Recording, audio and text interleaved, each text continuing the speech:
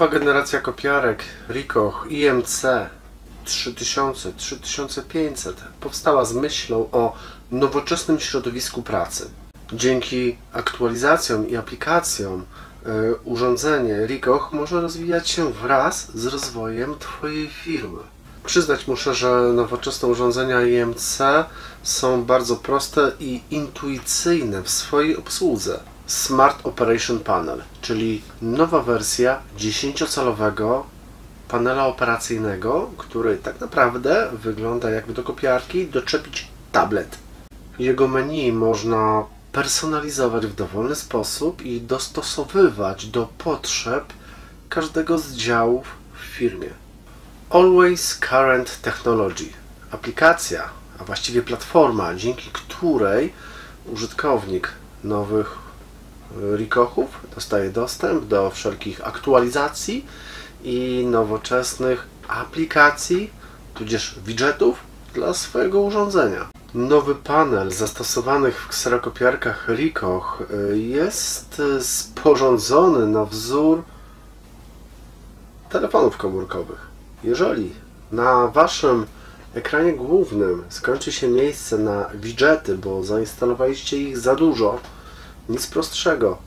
Przesuwacie sobie ekran i macie kolejne miejsce na kolejne aplikacje, widgety i inne bajery. Przyznać muszę, że poszczególne aplikacje, ja bawiłem się tą dotyczącą ochrony środowiska, przygotowane są w sposób bardzo ciekawy, a ich opracowanie graficzne jest zaskakujące. Jeżeli często używacie kopiowania dwustronnego, no to oszczędzacie papier. Wówczas w aplikacji dotyczącej ochrony środowiska wyrasta drzewko. Jeżeli robicie często takie kopiowanie, drukowanie, to tych drzewek wyrasta więcej. Jeżeli wyrośnie ich cały las, no nie wiem co się dzieje, ale to jest taki dzwonek, alarm, że zaoszczędziliście niemalże pół lasu. Wow. Wszystko fajnie, tylko że panel operacyjny jest zwykłym tabletem, który nie ma żadnych przycisków. Natomiast wszyscy serwisanci Ricoha przyzwyczajeni są do tego, że trzeba w jakiś sposób wejść w tryb serwisowy. I zazwyczaj robiliśmy to klawiszami. Żółty 107C albo inna procedura, zależy od modelu. Natomiast tutaj nie mamy czego wybrać.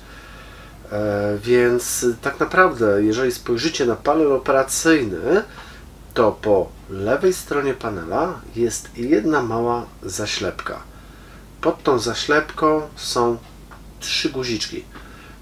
I żeby wejść w tryb serwisowy, należy tą zaślepkę zdjąć, wcisnąć jeden guzik, potem coś tam wcisnąć na menu i dopiero wtedy będziecie mogli wejść w tryb serwisowy. Skomplikowane? Nie, to nie jest skomplikowane. Pokażę Wam zaraz, jak to się robi. Po to właśnie zrobiłem ten materiał, bo sam byłem troszeczkę zaskoczony, jak się tam dostać, czyli do ustawień, do liczników, do regulacji, do takich rzeczy jak wpisanie numeru kontaktowego do serwisu. Do tego wszystkiego potrzebne jest właśnie wejście w tryb serwisowy, a że maszyny IMC sprzedawane już są od roku, no to spodziewać się trzeba tego, że będzie ich przybywać na rynku.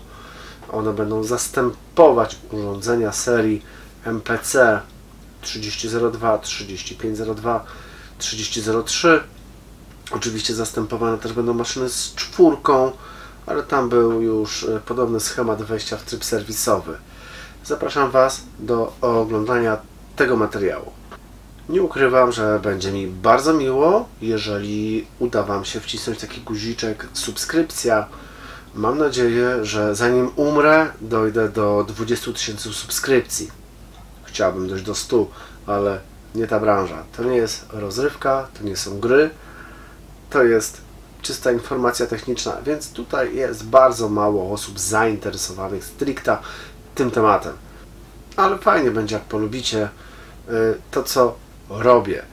Przy okazji chciałbym powitać wszystkich nowych subskrybentów, którzy zrobili subskrybuj. Bardzo Wam dziękuję. Oni się teraz pokażą tutaj. Dziękuję Wam bardzo. Jest to dla mnie dobry znak, że ktoś to ogląda.